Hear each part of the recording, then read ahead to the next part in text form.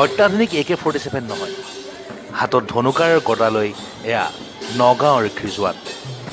হয়, নগাঁও আৰক্ষীৰ প্ৰতি বছৰে লক্ষ্মী পূৰ্ণিমাৰ পিছদিনা অনুষ্ঠিত কৰি আহিছে অংকীয়া নাট, আৰু এইবাৰো ব্যতিক্ৰম নহ'ল। নগাঁও আৰক্ষী অধীক্ষক শংকৰ বড়ো ৰায়মিঠিয়ে নগাঁও আৰক্ষী ছাউনীত সোমবাৰে নিশা মুকলি কৰিলে অংকীয়া নাট লক্ষ্মণৰ শক্তিখেল। আৰু এয়া দেখিবলৈ পাইছে লক্ষ্মণৰ শক্তিখেলত বান্দৰ সেনাৰ ওপৰত ভাও দিছে অসম আৰক্ষীৰ এইসকল জোৱানে। প্ৰতি বছৰেই এইদৰেই অসম আৰক্ষীৰ জোৱানসকলে আইন শৃংখলা ৰক্ষাৰ মাজতো এইদৰে অংকীয়া নাট তথা গুৰুজনাৰ সংস্কৃতিক জীয়াই ৰখাৰ যি প্ৰয়াস কৰিছে তাক শলাগ লৈছে নগঞা ৰাইজে।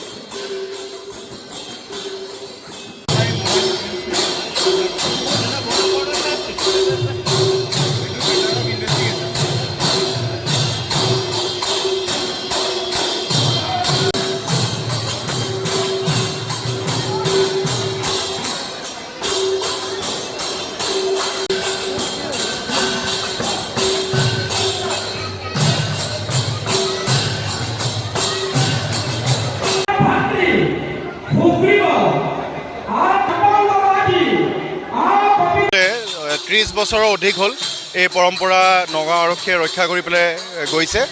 আগতে 2-3খন ভাওনা হৈছিলে, কিন্তু আজিকালি কামৰ হেঁচা বহুত বাঢ়াৰ কাৰণে যদিও 2-3খন ভাওনা কৰিব পৰা আমাৰ সময় নাই, তথাপিও এটলিষ্ট বছৰত যাতে এবাৰ হয়। আৰু আমাৰ আৰক্ষী বিষয়াৰ পৰা কৰ্মচাৰী বিভিন্ন যোনে নিজৰ মাজত শিল্পীজন জীয়াই ৰাখিছে আৰু নিজৰ মাজত অসমীয়াজন জীয়াই ৰাখিছে, তেওঁলোকে বিচাৰে কেনেকুৱা ধৰণৰ ভাওনা এখন কৰে, আৰু আমাৰ ফালৰ পৰা আমি যিমান সহযোগ কৰিব পাৰোঁ কৰোঁ। এইটো এটা খুব ভাল পৰম্পৰা, আমি চেষ্টা কৰিম যে কাম যিমানে নাবাঢ়ক কেলে এইখিনি আমি জীয়াই ৰাখিব পাৰোঁ। আমাৰ কলা সংস্কৃতিটো জীয়াই ৰখা সকলোৰে দায়িত্ব আছে, আৰু আপোনালোকক সকলোকে ধন্যবাদ দিছোঁ। আপোনালোকে অহাৰ কাৰণে তেওঁলোকৰো মনোবল উৎফুল্লিত হৈছে আৰু তেওঁলোকে নিজৰ প্ৰতিভা দেখাবলৈ এটা সুযোগ পাইছে। ইংলিছত কয় ৱৰ্ক হাৰ্ড পাৰ্টি হাৰ্ডাৰ, আৰু তেনেকুৱা ধৰণৰ বস্তু হৈছে বুলিয়ে ভাবোঁ। আৰু তাকে থেংক ইউ। নিজকে নিজে এনেকৈ যে আমি নিজৰ ডিউটিৰ মাজতে এইখিনিকে কৰি ৰাখিব পাৰিছোঁ, আমাৰ পৰম্পৰাটো চলি আছে। মোৰ নাম জিতেন ৰায়। মোৰ এই অংগদ,